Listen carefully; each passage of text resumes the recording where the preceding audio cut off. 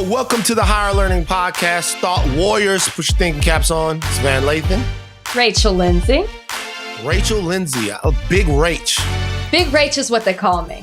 But, Big Rach is what they call you. All right, Big Rach. The last time we did our podcast, it was Sunday morning, Sunday afternoon. Yeah. And my friend and podcast co-host was going through it. I asked you how you were doing. Yes. Black man to black woman, how are you doing today? I have to say, mentally, I'm in a much better state. So that was Sunday. It's Wednesday. Two things have happened since the last time we talked. One, the officers, all four that were involved, have now been arrested and charged. I don't think we've gotten the charges of the other three yet, but we kind of know where they're going to go with that. But they have upgraded the charge to disgraced former Minneapolis officer Chauvin. So now he has been charged with second-degree murder. That makes me feel like we are headed in the right direction, and we are taking the steps forward that we need to in regards to getting justice for George Floyd. Second thing that has happened is that on Monday, I watched our president address the nation. Okay? We can get into that. But just a second ago, before I hopped on this podcast, I watched former President Obama address the nation in a town hall. And it was everything that was lacking in the president's address on Monday. It was hopeful. There was a call to action. I felt encouraged. I felt like he heard me. He empathized with me, and not just me as a person of color, just George Floyd's family, other people that have suffered these injustices, just being a person of color, period. It was what I needed, and it made me think forward. And I haven't been able to do that, honestly, since May. I haven't really been thinking in a forward direction. So I'm feeling better than I have the first two episodes that we podcasted. Right. I love, number one, that you're judging your mood by episodes. This podcast is going to be very successful. And you go, episode 1, not so much. Episode 3, a little bit better. Yeah. I love that. So first of all, I think the charge is going to be some form for the other three officers. Is going to be some form of aiding and abetting. Yes. Aiding and abetting where I'm from is it's like the boogeyman of charges, because it is aiding and abetting, because aiding and abetting is the thing that your dad actually warns you about. My dad never warned me about actually going out there and committing crimes, because he knew that if I committed a crime, I would go to jail, and then the real bullshit would start when I got home and he put his boot in my face. Okay. But what he was always worried about was the murky underbelly of AA, aiding and abetting. Hey, Van, listen, if your little homeboy steals some socks and then he give you the socks, you're aiding and abetting. I'm not sure if that's actually true. Just let you know, Van, if somebody walks by you and they got a radio and they stole it and you hear the music, aiding and abetting. So he was just always trying to get me not to be in any way involved in any criminality. Guilty by association. Guilty by association. In this particular case, the aiding and abetting here is of the most serious, of the most heinous way. You see someone on the ground begging for their life, and not only do you not sort of intervene to stop that, it seems as if the cops in this case were making sure that it could happen without anyone getting involved. Oh, absolutely. They were offensive linemen blocking people from trying to intervene and help George Floyd. Well, and then even when they check his pulse and say he doesn't have a pulse, they stay there for multiple minutes thereafter. Absolutely. I mean, making sure that the job was, in essence, done. The murder was done. So I definitely think that they should be charged with something higher. But that what we need to also make sure that happens is that you don't charge them with something that you can't prove, because we want them to be convicted in this case. And so we don't want to frivolously throw a charge out there that the attorney general can't prove. Yeah. And let's discuss that for a second before we get into President Trump. Because I was on the phone with somebody last night that made an unbelievable point to me. when we were comparing this to the 92 riots as far as what went down with Rodney King, what was reminded to me was that the Rodney King unrest that happened here in Los Angeles wasn't the result of the action. It was the result of the acquittal. Mm-hmm. And in this case, this is a result of the action itself. Yep. And the acquittal, the legal part of this, is still forthcoming. Mm-hmm. So in and of that, what you have is the utmost importance in the correct charges, the utmost importance in the correct sentencing, the utmost importance in the legal system really doing its job here, or else the unrest that we're seeing right now, if there's a not guilty verdict, or if they fumble it up there in Minnesota, it could look quaint compared to what happens after people are disappointed to that level. So that's why everyone that's talking about the legal ramifications of this should really hope that the charging is right, the investigation is right, the prosecution is right, and all of that is handled as close to flawlessly as possible. And this message is so important for our people who are just now stepping into this cause and this movement and who aren't as familiar with the past. I think it's so important that you don't stop when you say, okay, they're arrested, they've been charged. This message is really, really for you, because you might not remember George Zimmerman getting off. You might not remember, I can't remember the officer's name, who murdered Philando Castile. You might not remember him getting off. It is very possible that it could happen. In the case of Mike Brown. I'm sorry, Darren not to Wilson, interrupt exactly. you, No, please. Like, and countless others. We aren't new to this. And so I think you have to realize that an arrest and a charge is not the end of the story. So it's such a good point about the riots and when and how they occurred, because, woo, man, if he gets off, any of them. Right. So let's talk about the president. Let's talk about a tale of two presidents. You spoke about it. Just give me your thoughts in terms of how President Trump has handled in totality and did handle what the nation is going through in his speech earlier this week. Well, he hasn't really handled it. I mean, he has handled it, I guess, in his way, but not in a way to bring this country together, because we are so, I'm not going to say we're divided. We're just unrest, civil unrest. That's the phrase everyone keeps using. President Trump stood up there and talked about, there were so many things wrong with what he said, man. And he got up there and he talked about law and order. That's the platform that he stood on. I don't even know if you saw, but it upset Ice-T that he referenced his show. He tweeted about it. Law and order. That was the whole thing, which is so funny, because he was not funny, but it's just, he's up here talking about law and order and how he's going to use this power and use the military, almost talking about the military as if they are a pawn, a military that he notoriously avoided. He avoided the draft. We know this, but yet he is this big, bad, and bold president of law and order.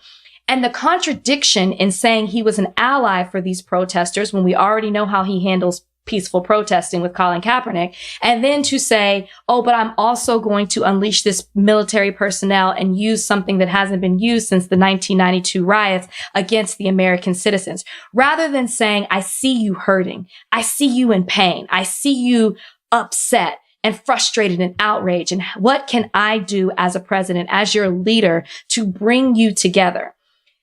Joe Biden addressed it when he talked. And I just saw former President Obama do that as well. Completely different approaches. One making you feel like, my goodness, we're going to have a civil war. And then the other one making you feel like, okay, maybe we can move forward and there is some hope in the country. Obama really put things into perspective in a very nice way, that I feel like he spoke to these young people who might feel very lost at this point while they're protesting and trying to figure out, you know what? When the protesting ends, what comes next?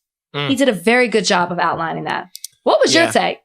I mean, for me, and by the way, after I say this, I might be kicked out of all the men's clubs. We have secret men's clubs where it's just men.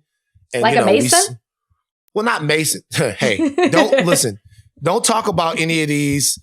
I don't need the Freemason secret society people coming at me. I'm not involved in none of that shit. I am in nothing. No, are you in a fraternity? Okay. I know I'm in nothing because there's a YouTube video for everything. For every single thing you could possibly be a part of. There's a YouTube video for it. There's YouTube videos for, do you know the secret society of Sam's Club and Costco members? And like there's a YouTube video. I'm in none of that shit. None of it. But the club that I'm talking about is the Toxic Masculinity Club, which all men are born into and have to pledge allegiance to at age 13 or jump away from at age 30.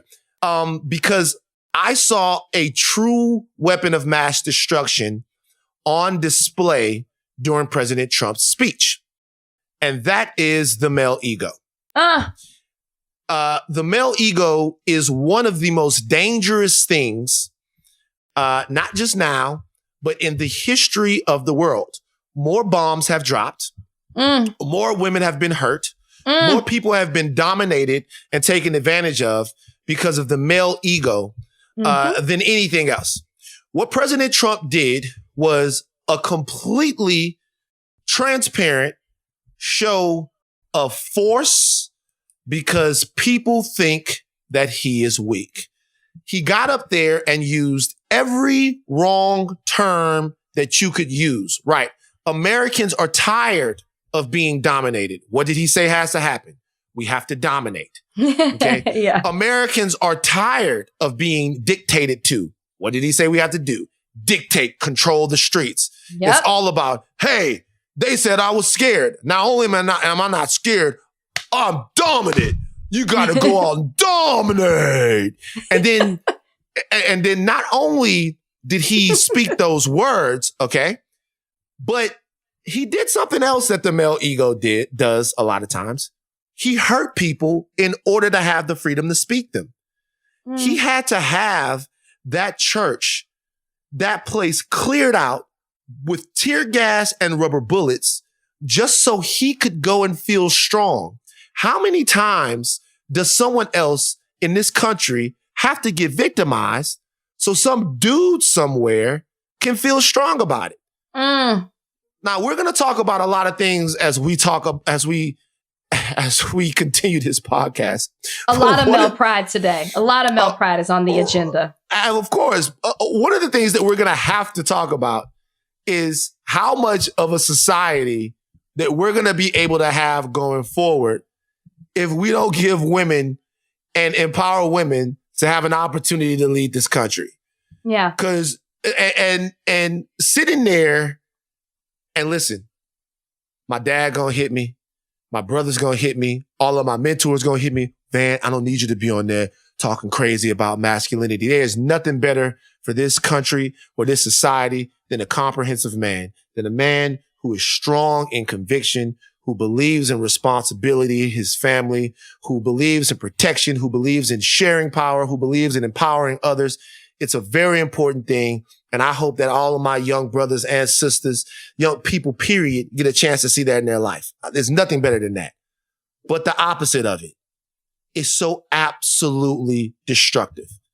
The opposite of it can suck the life out of so many different things. And more than anything, I looked at President Trump and I said, there's a guy who is completely unsure of himself and is willing to hurt scores of people to prove to himself and to people around him what a badass he is. And because he was hiding in a bunker 24 hours before that, and he was upset that that was leaked to the American people. So he had to come back and do the complete opposite end of the spectrum and walk the streets by terrorizing peaceful protesters to have a photo op, literally the definition of doing it for the gram, to take a picture in front of a Bible or in front of a church that he rarely visits, a Bible he has never opened, a Bible, as he quoted.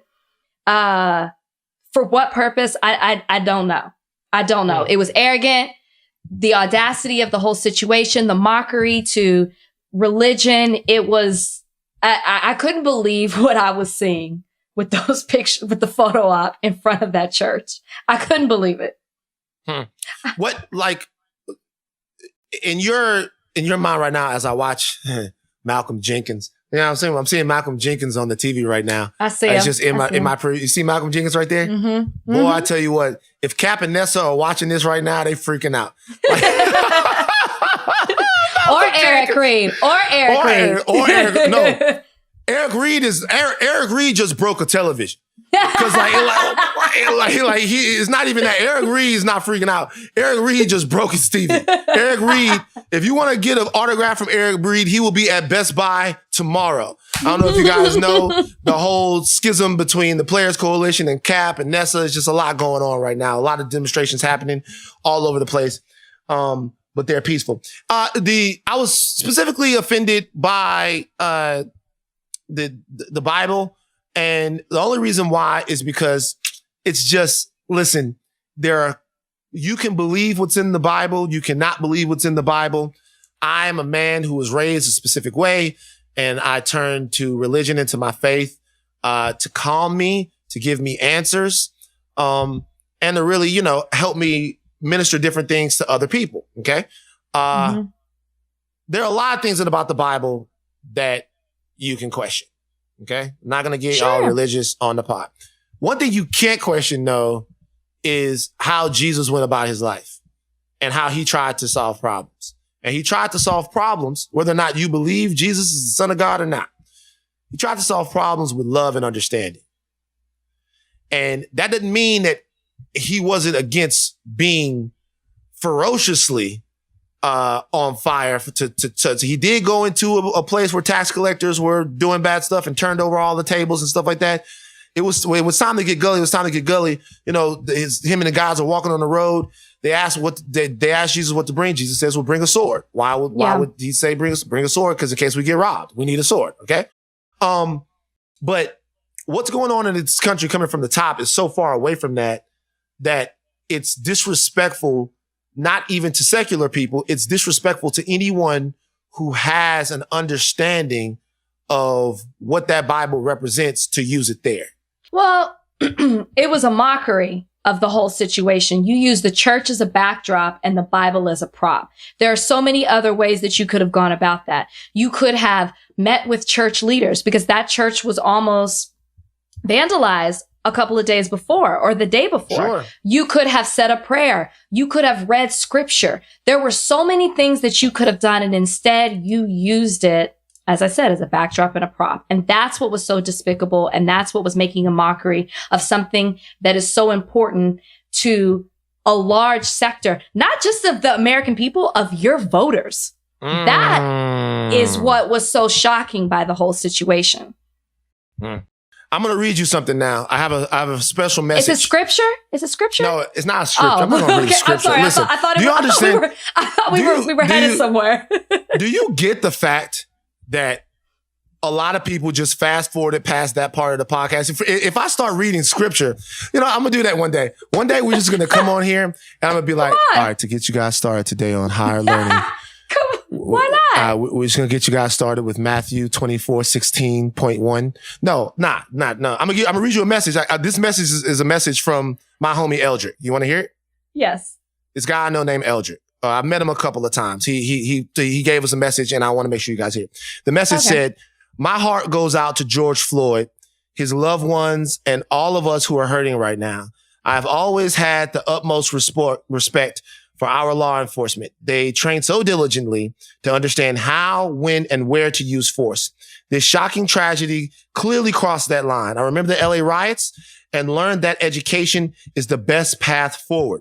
We can make our points without burning the very neighborhoods that we live in. I hope that through constructive, honest conversations, we can build a safer, more unified society." That's from my homie Eldrick. You know what I'm saying? Shout out to Eldrick, man. And what would you respond to your homie for making that type of comment? Because I said, "Oh my gosh, is this a fan of the podcast?" And then as you continue to talk, I knew exactly who you were talking about. You know what's crazy? It's like so many people are listening to the podcast and they're going, "Yo, who is Eldrick? That sounds like a real black name." That's because it is. That's because Tiger Woods' real name is Eldrick. Tiger is some dude that they created a long time ago to sell Buicks. This man changed his name from Eldrick to Tiger. Because it's his Camblaisian name. It's his Camblaisian name. Oh, that's his Camblaisian tribal name. Okay, cool. Yes. The tribe of the Caucasians. Listen. Okay. So let's do this, Big Rach. Okay. Let's try to analyze what we feel like is wrong with this message without putting on steel-toed boots and just kicking Eldrick in the nuts.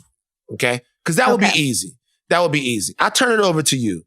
What do you feel like is wrong with this message from Tiger Woods? So I don't have the message in front of me, but from when I saw it, okay, he's your friend apparently, but when I saw it, there were two things that stood out to me: the way he spoke of the police, and the way he said education is the only way. Okay, this problem that we have in our country is not something that you can throw education at it. It's not something that you can wrap your arms around it and hug it. This isn't something that you can love away. This is a real issue, and it's going to take action and some type of reform to fix it. So what bothers me about Tiger and his message is that it is extremely tone deaf and it sounds very removed. When you wake up in the mirror, Tiger, what do you see? I know who you are. I know what your status is. You got money, and maybe you had a different upbringing that maybe wasn't like some other people of color. But when you look in the mirror, you are a black man. You are black. You're black. That's what people see. So the fact that you are speaking so detached from black people is what bothers me so much about this statement. I would have rather him not make a statement at all. And this is another thing. I feel people feel the pressure to speak out against what's happening and are saying the wrong thing because they feel pressure to speak. We'd rather just not hear from you at all.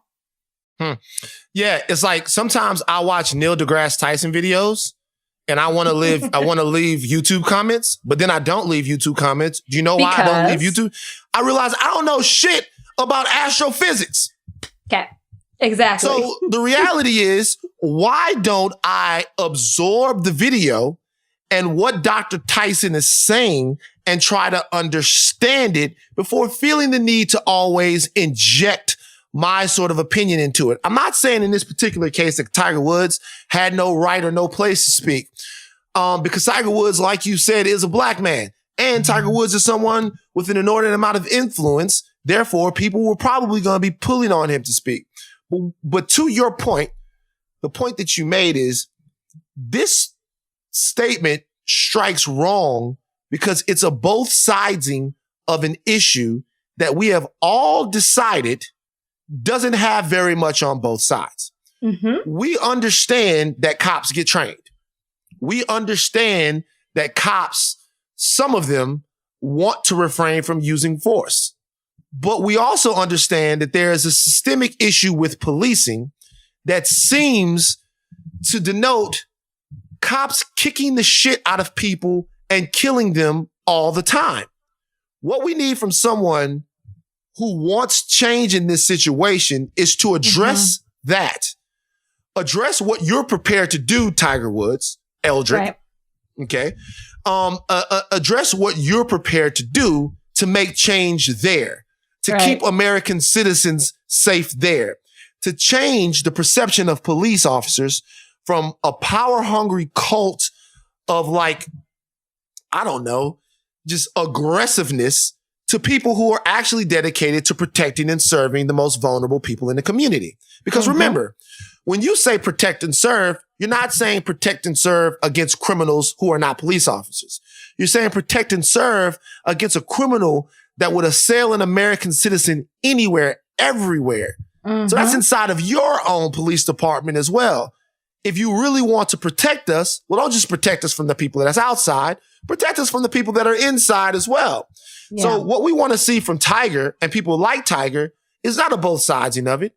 We want to see Tiger Woods speak to the specificity of this issue and see if he would support us in coming up with solutions to it.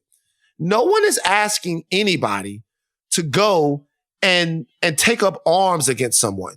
What we're asking for is a real conversation.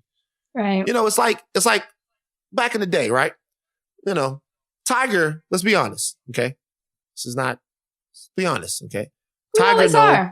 Tiger knows what it's like to be a victim of violence. Let's just be real. Okay. Because, you know, Tiger himself took a golf club to the head. So Tiger knows what it's like to be a victim of violence. It's happened to Tiger. This is a very special moment in the podcast. I'm going to make sure that I keep my voice low. Tiger has been hurt before. Now imagine when Tiger is looking at a Scandinavian swinging a 9-iron at his head, right? Because she came up on those text messages. Imagine if Tiger goes, well, babe, I think now is the time to address some of the reasons that I might have been stopping from Hooters to Hooters to Hooters all across South Florida. And in that moment, is that what you do, Tiger? No. That's not what you do, Tiger. In that moment, you don't tell her. In that moment, you deal with the problem. And the problem is table number 8, Jupiter, Florida, all of these places. Like, that's the problem. All right. So that's why that whole thing didn't work for me. Now, Tiger's not the only person. They're not the only athlete. This was like the day and the week of bad takes in sports. Did you hear what Drew Brees, my quarterback from the New Orleans Saints, had to say? Did you hear the Drew Brees? You gotta speak on this. I forget. Yes, you are Louisiana. Yeah, tell me. So let's talk about your quarterback. Let's talk about him and how he doubled down today on prior statements that he made during the Colin Kaepernick issue. I don't call it issue, during the Colin Kaepernick thing. Just wrong time, man. I think what people want, just to replay it in mind, what Drew basically said was he'll never be okay with anyone protesting the American flag and taking a knee in front of the American flag. And I'll be serious here. And he went on to wax poetically about the reasons why he feels that way to, I guess, grandfathers that both fought in World War II, which, by the way, that's a tremendous sacrifice. That's a tremendous sacrifice. Those guys in World War II went over and saved the world. The problem with that is Drew Brees not understanding what that flag represents for him and what that flag represents for so many of us. You know, and I think when someone can't recognize that, it starts to erode your confidence that we'll ever get to live in all of the same America. When someone can't understand sort of the difference between what they're trying to protect and what it is that we see. And I think that Drew Brees, and he's been kind of called out by some of his teammates, Emmanuel Sanders, Michael Thomas on Twitter. I think Drew Brees needs to have some conversations about this and understand what exactly we're trying to do before he keeps going down this road. This is a fool me once, shame on you, fool me twice, shame on me. He's doubled down on how he feels about what Colin Kaepernick did. There is no conversation to be had. It is what it is. You're not changing this man's mind. It's not like Colin Kaepernick did this last week. This happened years ago, and he still feels this way after watching what is currently happening in our country. I don't know if I should be shocked, but I guess I'm just shocked at the audacity to double down on it. You are clearly missing the point in this whole thing. You can't say that you feel a certain way about kneeling when it comes to and how it disrespects the flag, but then also say that you stand by your Black brothers and sisters when it comes to the injustices they're facing, because you're missing the entire point of what Kaepernick was doing. The flag represents something, as you said, Van, to Black people, and it doesn't hold the same weight because of how this country has treated us as it does to white people. So the fact that you're comparing your white experience to our Black experience shows me you just don't get it, and you're not trying to get it. And if I'm a teammate, I'm going to have a huge issue with that. I just don't know how you move forward or past that without him, unless he changes his mind, which at this point, he's going to show us that that's not the case. The flag, I'm just shocked at Drew Brees for having as many Black teammates as you have and to being that bold. It's one thing when you said it, not that I agree with it, but it's one thing when you said it when the country wasn't in the place that it is now, where people are more aware in a way of what Black Lives Matter Matters means now than they were when Colin Kaepernick was trying to tell you about it. Yeah, it's not that, I don't want people to get this confused. It's not that anyone, myself, you, or anybody else I know is anti-American. What we're fighting for is to be American. We're fighting for the rights that we're guaranteed as Americans. And what we're simply saying is that flag, which is a symbol, or a lot of other things, which seem to be symbols of American freedom, of American excellence, of the price paid for American freedom, that it doesn't hit us the same way if these are freedoms that we cannot access. And we're asking, by kneeling for the flag, everyone who did kneel, to start a conversation about how we get on the same page about that. It's the start of a conversation about police brutality and systemic racism and all of those things. And when you say you can't do that, I don't agree with your ability to say, hey, this country isn't working for me. It once again does something that's the biggest sin of all of this. It minimizes you and makes you feel small. Oh no, go ahead. Sorry, I didn't mean to cut you off. No, you got it. You got it. By the way, just want to let you know something. My mama was very upset over the first episode that we did. My mother. What? Okay, I got a mom issue too. So please tell me yours and then I'll tell you what my mom said. Just real quick, while we're talking about this, my mother was like, great podcast, but that sister is so bright. I love her. And thanks, Mom. And you treated her like this was The Color Purple with the amount of times that you talked over her. So look, you want to jump in? You jump in. That was my bad. I was sorry. I'm sorry, Mama. Sorry, everybody. I was tuned up. I can't wait to meet your mom. I can't wait. I love a woman. It takes a woman to get you right. To show you it takes a woman. You said that. It really does. It's so funny you say that because my mom was driving back from Houston to Dallas and she's like, I listened to both of your podcast episodes on the way. And she said, can you not curse as much as you did? Ooh. And I was like, oh, Mom. I said, listen, we're just having a conversation. Ooh. Yeah. So my mom. So if I curse, I'm so sorry, Mom. I'm just caught up in the moment. And can we just agree that we just blame Van when it happens? If I curse, let's just blame Van. Mm-hmm. No, what I was going to say is with the flag and the whole patriotic, being a patriot and just what it represents and all of that, you have to also remember that same flag, although it may have had less stars in it, that same flag was waving in the air when we were working on plantations. That's the same. That's all you really, I could put a period right there. That's all you really need to know. The flag has been the flag with less stars, whatever. It has been a flag that represents our country and what is America. And there were at times when it was waving in the air, when we were enslaved, when we were called 3/5 a person, when we were being lynched, when we had no rights, when Jim Crow's laws were there, when I couldn't marry the husband that I have now. Drew Brees, to me, this is simple. Well, let me question: if you're Drew Brees, how do you fix it? If you're Drew Brees right now, you go home and you watch 13th on Netflix. But let's put it this, if you were on that team, right? You know, if Drew Brees was like a teammate of yours, and he had said something, let's say that you worked at a place. No, never mind. Go ahead. Go ahead. I know where you're going. Go ahead. I'm saying, let's say that you worked at a place or with someone that had said something that they hadn't fully thought through and was maybe less than sensitive in the times that we're living in right now. How would you address that person, that issue, just on behalf of Drew Brees? Well, speaking from past experience, I would go to that person and let them know that I was offended before I went publicly. You know, we talked about religion. The Bible says if you feel offended, go to your brother. If your brother doesn't listen to you, then they were never your brother. So if you don't listen to me, that is Matthew 18:15, by the way. If you don't listen to me, then my reaction is to make a statement about it if I feel that I was directly affected by it and I feel like I need to speak out on it. That's just me. But in return, how does that person respond to it?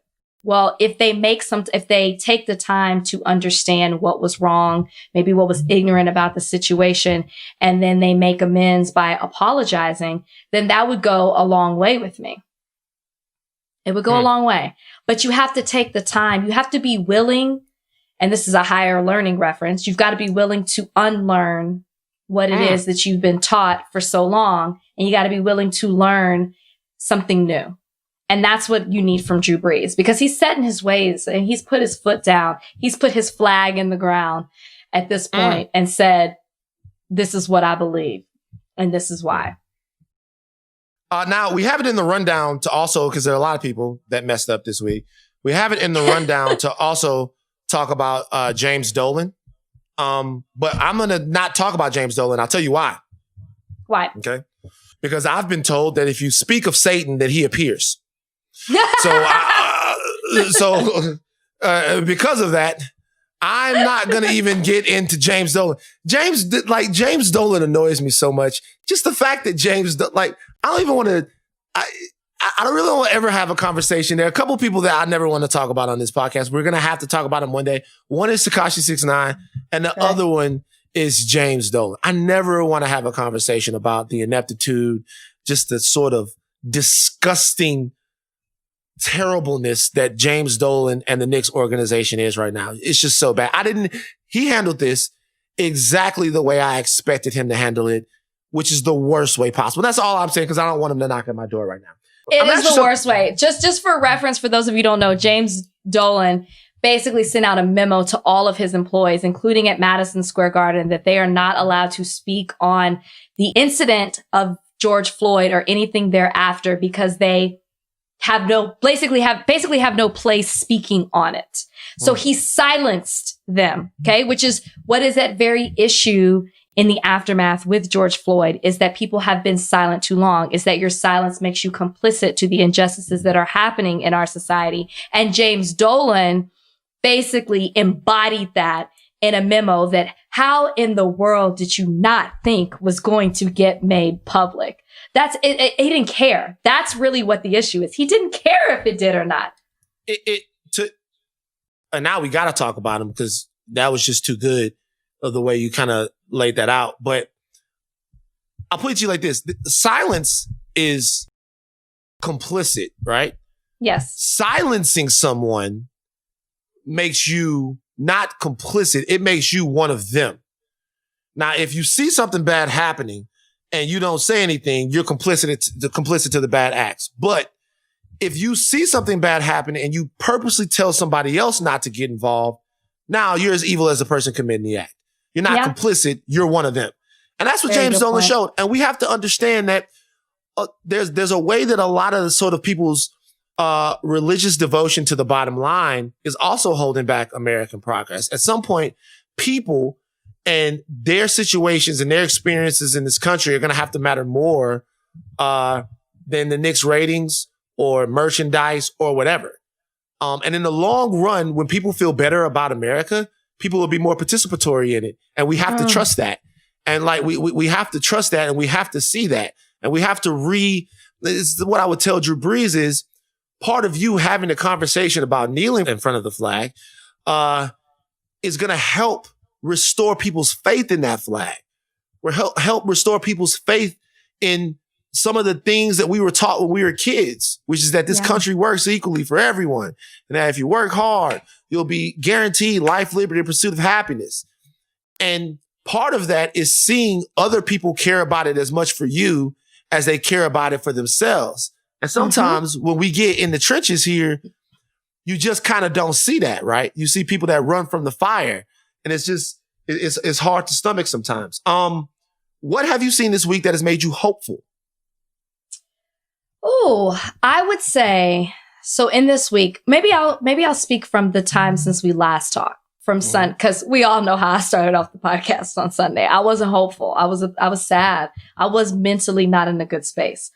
This podcast gives me a great way to kind of put my emotion and my energy into in a positive way. But I feel different from Sunday to Wednesday, and it is because I wouldn't have guessed people would still be protesting. I mean, the officers have been charged and people are still protesting now in a peaceful way. And when I look at who is protesting, it is so great to see that we all look so different. It's not just us talking about Black Lives Matter. It is white, Hispanic, Indian, Amish, people screaming out saying Black Lives Matter, which is something we've never really seen before. So that makes me hopeful. I loved what President Obama stepped out and said. And I think that what was so important about what he said is he gave you some direction. Cause I think I talked about this on the last podcast. I get a lot of questions of what do I do? What do I do? And he basically said, okay, people talk about voting and maybe you don't feel like your vote matters, even though it does on a presidential level. But what about voting locally for your DA? They're all elected officials. For your state attorney who impacts, is involved in negotiating collective bargaining agreements for the police union, who is involved in appointing the police chief. There's so many ways that you can impact things locally. So these things like with George Floyd don't happen, that I'm loving that people are addressing and talking about. And it makes me feel hopeful. It's very true. Do you feel hopeful at all? Yeah, I saw a video on Rex Chapman's Twitter today of a girl posing with a seal, and I just completely changed my whole mood. I'm sorry. It was a girl and a seal. Look, Rex Chapman, shout out to Rex Chapman. Rex Chapman, we covered it on TMZ a couple of years ago.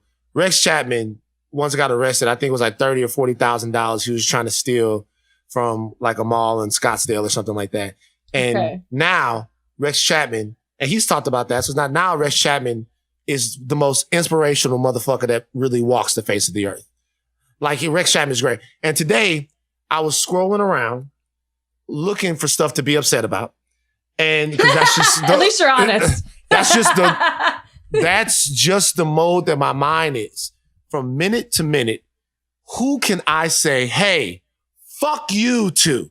All right. I'm just looking for who's on our side. When I say our side, I mean the side of people that want to see better for this country and who's not. And I scrolled past this video that was on Rex Chapman's Twitter feed, and it's like a seal or a sea lion. What's the difference? Do you know? I don't know. No, I do not. What's the difference between a seal and a sea lion? They Does look one the have same, tusks? don't they? I don't know. That's a walrus. Okay, but for y'all didn't see, he put his fingers down Tusks. like fangs. That's a walrus. A The walrus has the tusks. big fangs. Oh, Right. Wait, an elephant has Is it tusks. tusks? Are they the same thing? No, God, we sound. we don't know We nothing. sound so No, ignorant. Can we just cut this out? Nope. I'm not gonna cut that. You know, we're not gonna cut that out because Because? that's truth. That people stop learning about animals after like the 7th or 8th grade, and I don't understand why. Like it's like they teach us about all the animals up to like the 8th grade, and then in high school, which animals did you learn about in high school? What's one? Give me an animal. Because like all the animals and dinosaurs and stuff like after a certain point, they just stop teaching you about animals. And if you want to learn about animals, you got to wake your own ass up on Saturday morning and watch The Crocodile Hunter or Jack Hanley or whoever that guy is, whatever the other dude it is. depends what type of profession you're going to go into. It serves no purpose. To answer your question, the only animal I learned about in high school was the man. Oh, see, there you go. The man. Think about it. So think about it.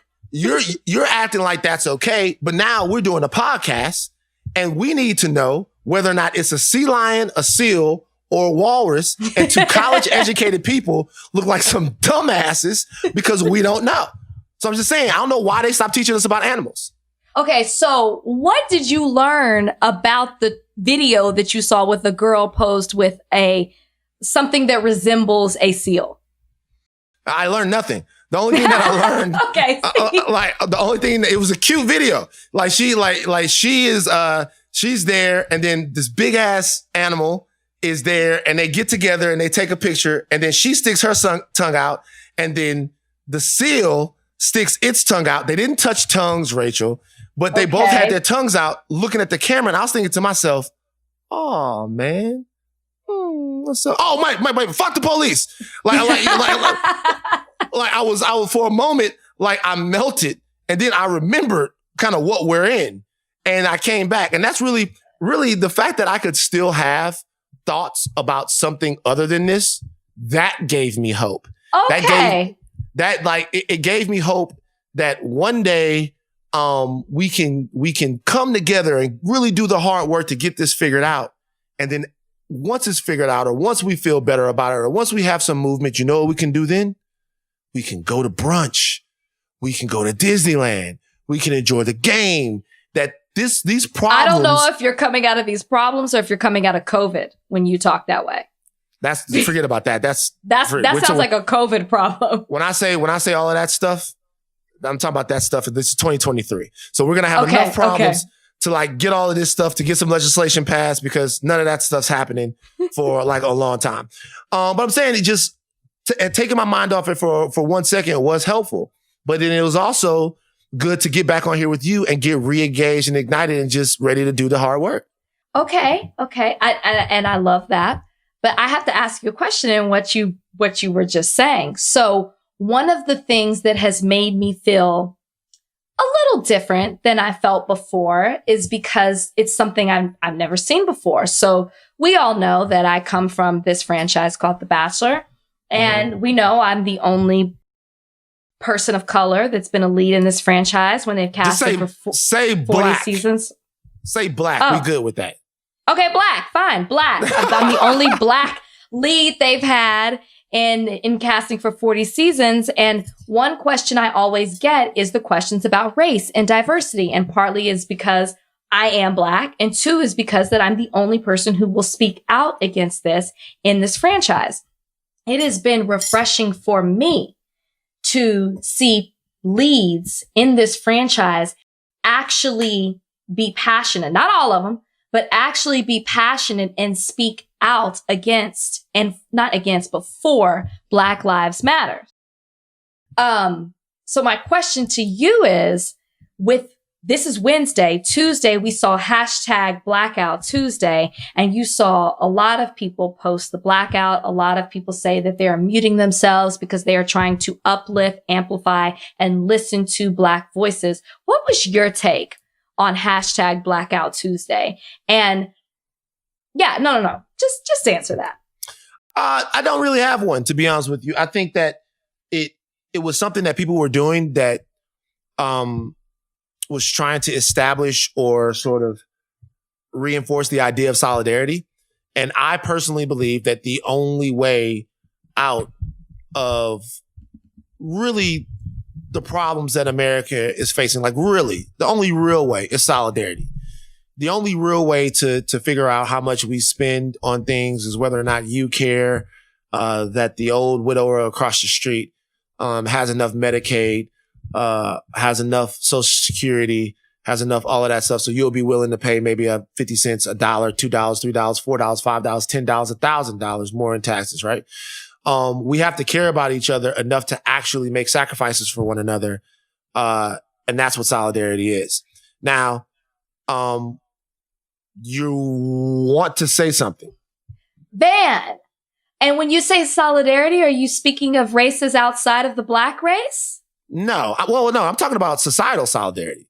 So what I mean, but everybody, right? Like everybody has to come together to make some change. Well, I mean, this is what I mean. I mean, look, at the end of the day, if I dip into my more militant bag, for me, the only solidarity right now that I'm really concerned about is solidarity amongst the Black race, because I feel like, amongst the Black community, should I say, and because I feel like that's the only solidarity that we can really count on. We can't continue to ask America at large to invest and care about our problems if generation after generation, they're going to show that they don't. Now, what you've seen on the streets here just recently might signal that there's a sea change as far as the group of people who care, because the protests have been so diverse.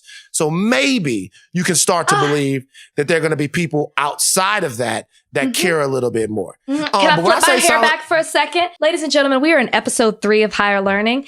And at this point, I'm going to fact check Van, who in episode 1, we had a heated argument about needing help. And you had kind of came at me about saying we need help from our non-Black brothers and sisters. Jordan.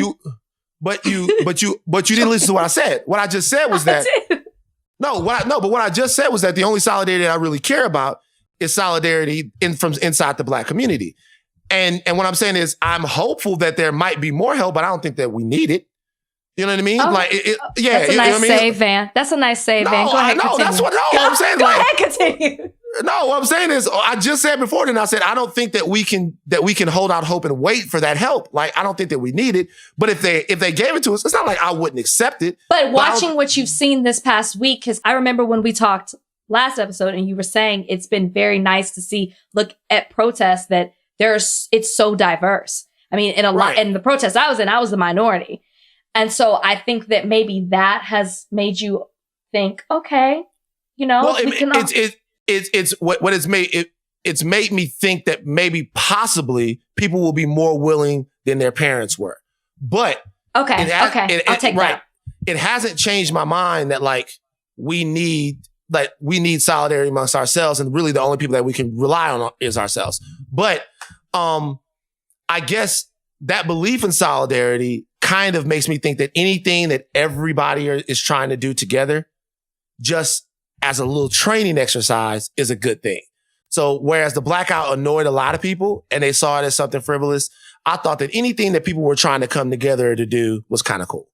The blackout didn't annoy me. It's my fear. And maybe this is me being, and I hate to use this term, but I do fall sometimes into the category of being an influencer. And it is becoming so trendy, which I'm not going to knock people because this is a positive thing that is trending. But my fear, the realistic side of me is, okay, trends fade off. Something else becomes trendy. You move on and you forget what it is and why you were not fighting, but why this thing was popular to you. So my fear is, well, how long is this trend going to last? At the end of the protest, when it's not all that we see on the news and in our social media feeds, what do you do? What happens next? What action will you take? And that's what makes me fear about being muted right now and uplifting Black voices and Blackout Tuesday, because next week, is my voice still going to be popular? Is the cause that I'm fighting for still going to be a trend? For us it is, Van, because we wake up and we see Black every single day in what we do. We live, eat, breathe Black. But for those who don't and aren't directly impacted by it, where are you going to be next week? That's that's why I asked you about Blackout Tuesday. That's why I asked you about the social media trend, because it is my fear that next week we're going to be talking about something else. Well, if not next us, week, but they will. Right. but next week, if the world has moved on, we can't. Yeah. And we have to kind of because what really happens is, it's not so much even that people outside the community move on, is that we move on too. Is that there's something else for us too. And that's why it's very important in moments like this.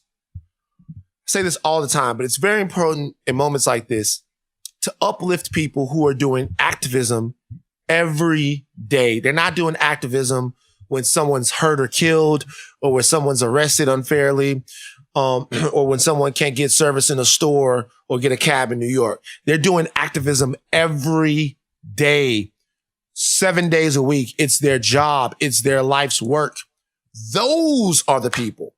Yeah. The Tamika Mallorys of the world, the Mysons of the world, the Philip Agnews of the world. Jesse Williams put me in touch with a great group, and I'm going to fumble the name of the group. Then there was a great call on Monday night. I met so many amazing activists on that call, right? Those are the people that we need to uplift, keep engaged, keep funded, and keep on the tips of our tongues, because they're doing it every single day. They're going to remind us, and then we can remind everybody else. When you remember, will you send that so I can share that? I want to share that with everyone, because so many people ask, how do I keep going? I feel like I've done all that I know to do, and I'm trying to figure out how to do more. And it's like, well, if you follow these people who are in the trenches and are doing it every single day, then you don't have to ask that question anymore. So I would love to share that with my following. Yeah, I mean, look, and there are certain people that wear many hats. Like Jesse is a guy, shout out to Jesse Williams, man, who wears the hat of not just sexy ass doctor on ABC's Grey's Anatomy. Yeah. Oh, sexy light eyes. He also is an incredibly engaged real activist. Like he's not playing around. He's for real with it, right?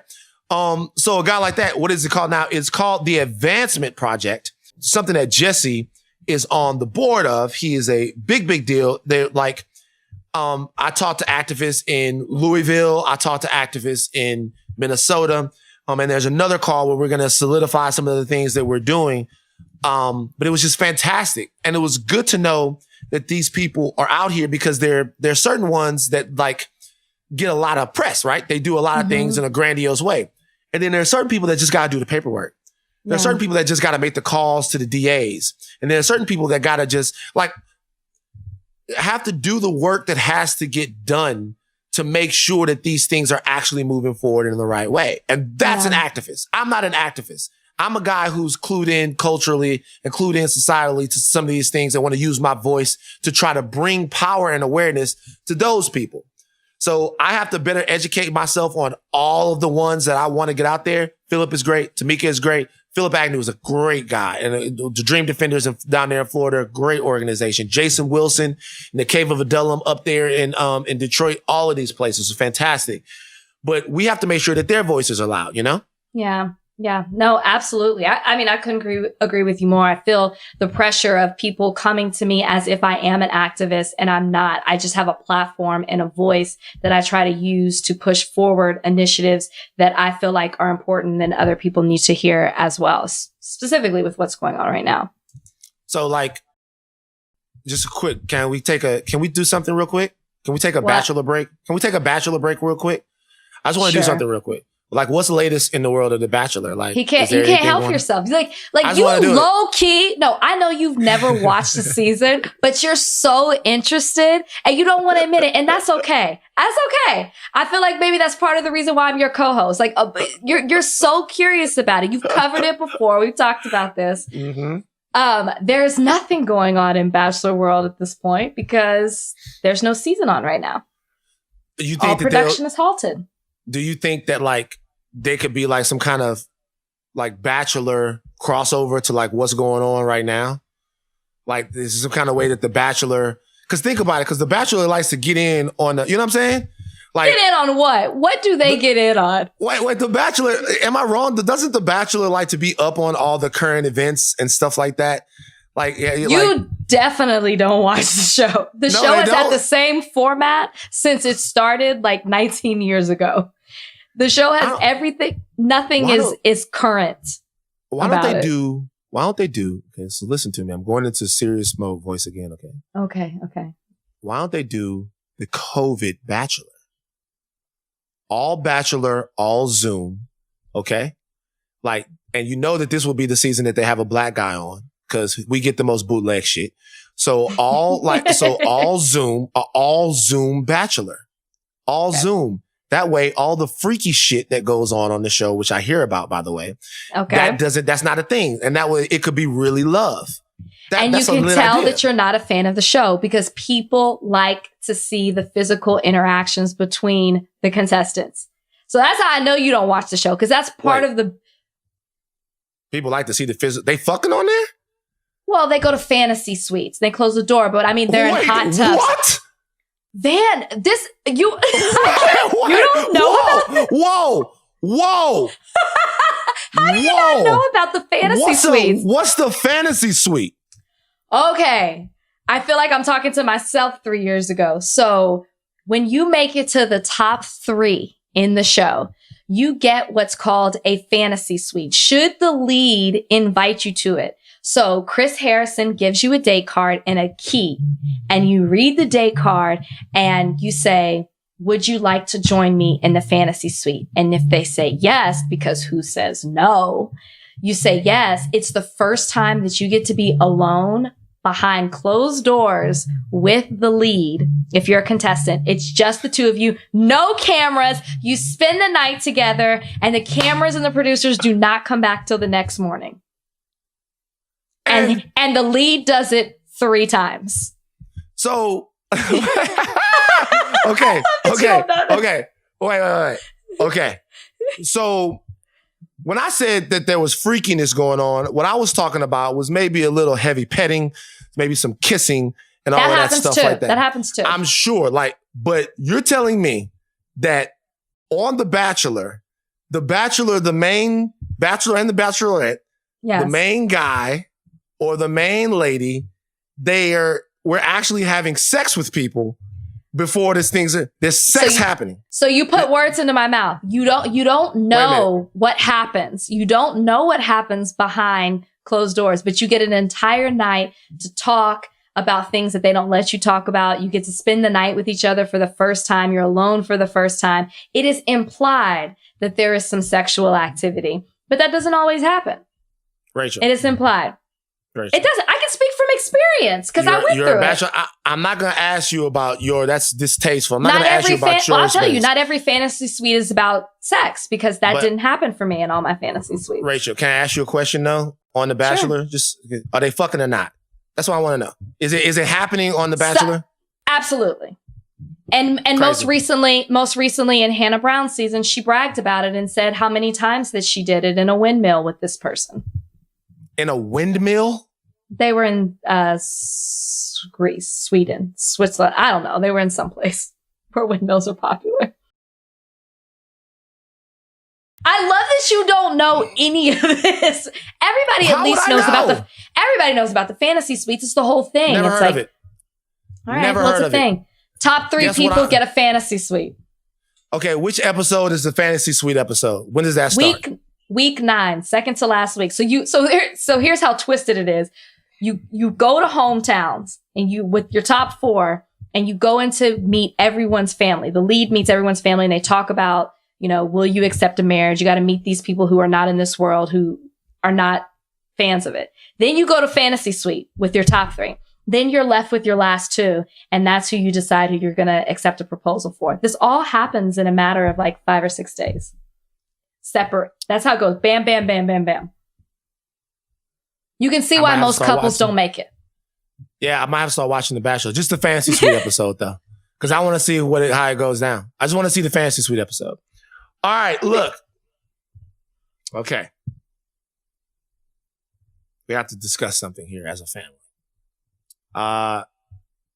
So, you are listening to the Higher Learning Podcast with Big Rachel Lindsay.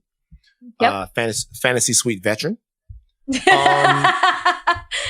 And myself, Van Lathan. This is a podcast that has to do with pop culture, sports, basically anything that happens anywhere. We're willing to talk about it and we're willing to try to elevate the discussion of it. Absolutely. Being that we have, that what we're trying to do is bring a specific cultural discussion to The Ringer, which, by the way, we should say that there's fantastic talent here at The Ringer of color. Larry Wilmore had a podcast here. Guys like Tyler and Micah and Jordan, somebody that works on this podcast with us.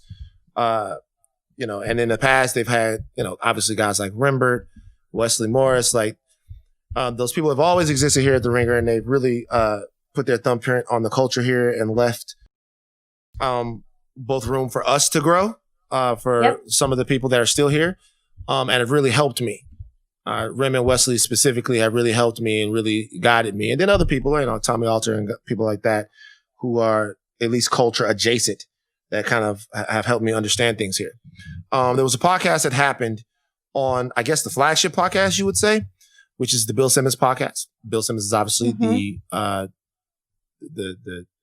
boss of The Ringer, with a colleague of ours named Ryan Russillo. And since that podcast has been on, it happened Sunday after Friday and Saturday, which is when Sunday comes. But this particular Friday and Saturday were a little bit different. This particular Friday and Saturday saw the most heated and the most sort of serious, the most dangerous, for some people, the most uplifting, for me, the most, in a way, effective of the uprisings that we've seen. It was the first time that we realized that there was real civil unrest and civil disobedience that was happening all over America. Bill and Ryan talked about this and just gave their thoughts on the entire ball of wax in terms of what this was.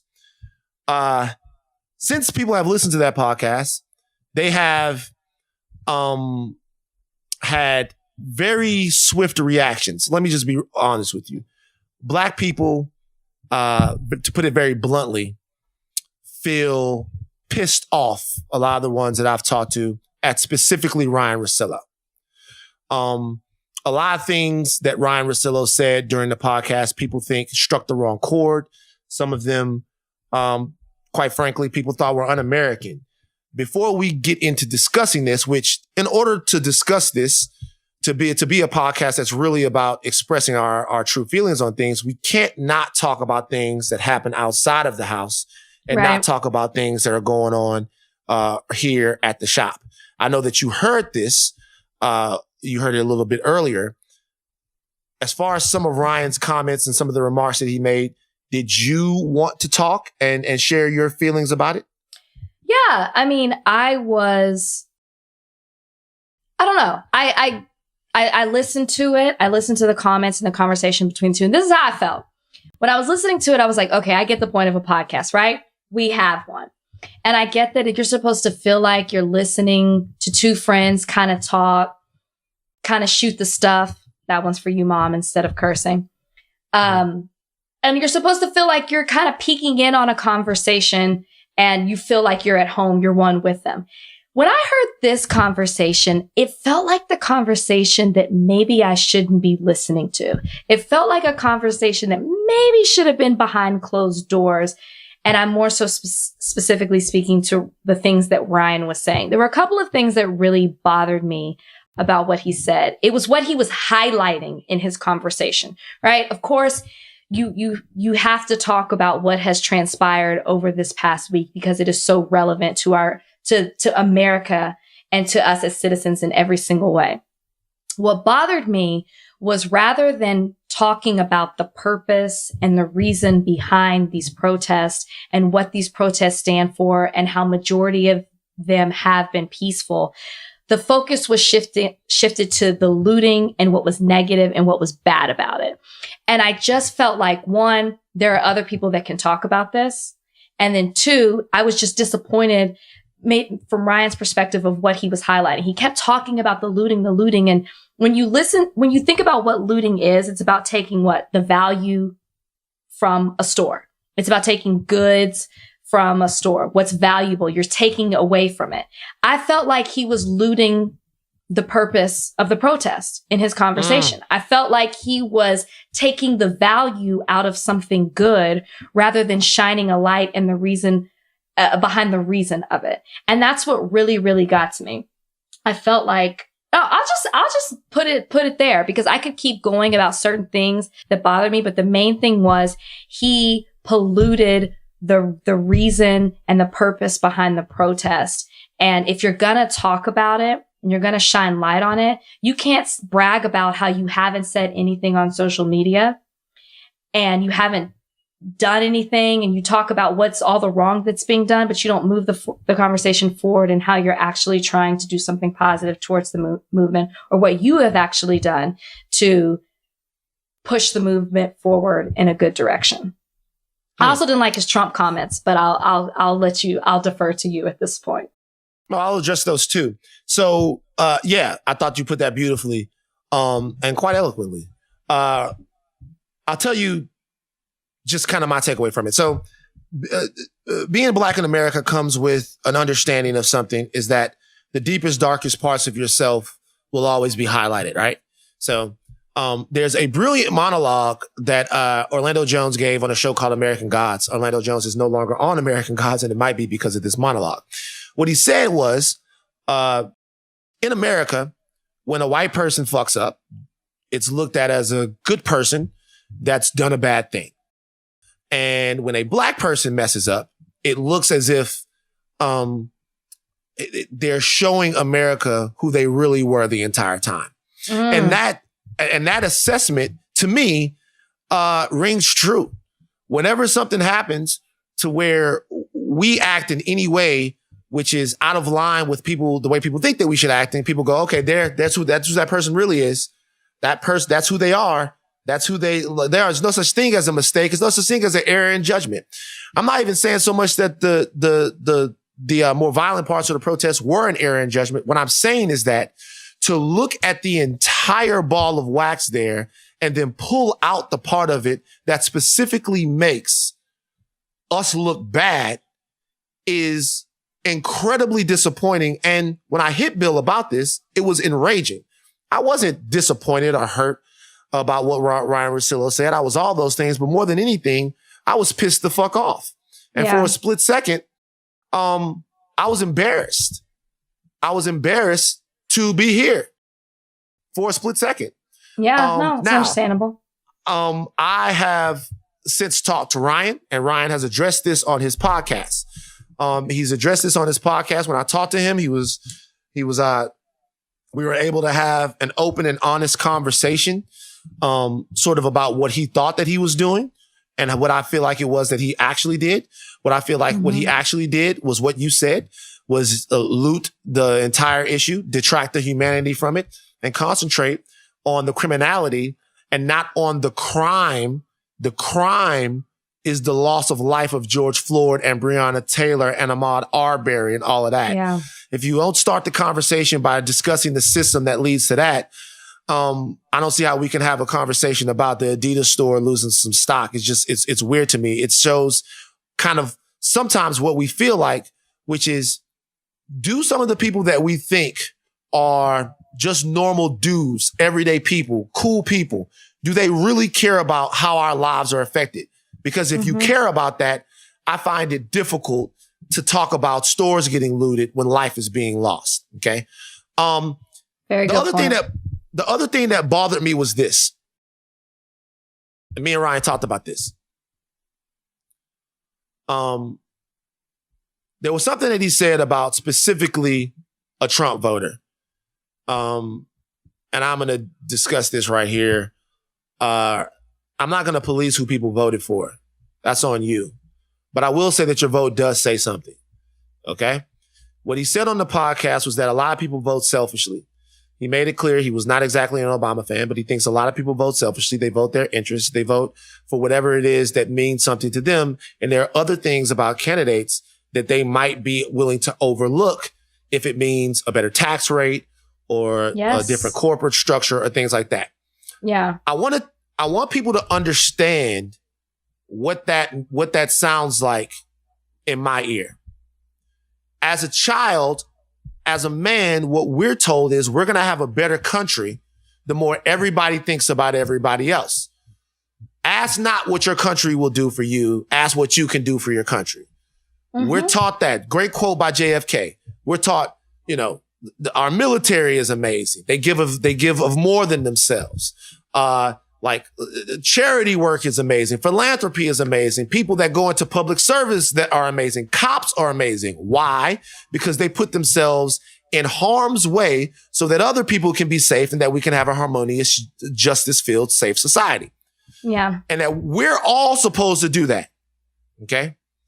But when white guys who are rich get ready to vote, it's all of a sudden, fuck you. It's all of a sudden. Yeah. Okay. It is. It's all of a sudden your president won't denounce David Duke. How easy is it to denounce David Duke? He won't step away from white supremacists, but that's okay because I want a better tax rate. It's okay that you're going to get screwed by a guy who in the back of his mind, not even in the back of his mind, who won't divorce himself from white supremacy. But that's cool that you're going to go through that. But over here, this is what's going to happen to me. So I'm going to preserve my America while you continue to live in yours. That's precisely the attitude that we have to fix in this country. Now, in full disclosure, when I explained that to Ryan, he was receptive, he was respectful, and he was apologetic. All of those things. I'm not about to do any caping because like he told me on the phone, he is a big boy and he can handle this. Yeah. But when I said that to him, he said, I have no retort for that. I have no comeback for that. And I'm not trying to say that I one-upped him or anything like that. I've met Russillo before. He seemed like a nice enough guy. I did his podcast, treated me with respect. But hopefully, not just for him, but for everybody involved, this is a teachable moment about the seriousness of the part of history that we're in right now and about how we be better allies to each other going forward. And it should also be a notice to everybody that's in the aura of Rachel Lindsay and Van Lathan that we are attacking these things in a very specific way and nothing is out of bounds. No, I think that's a great point.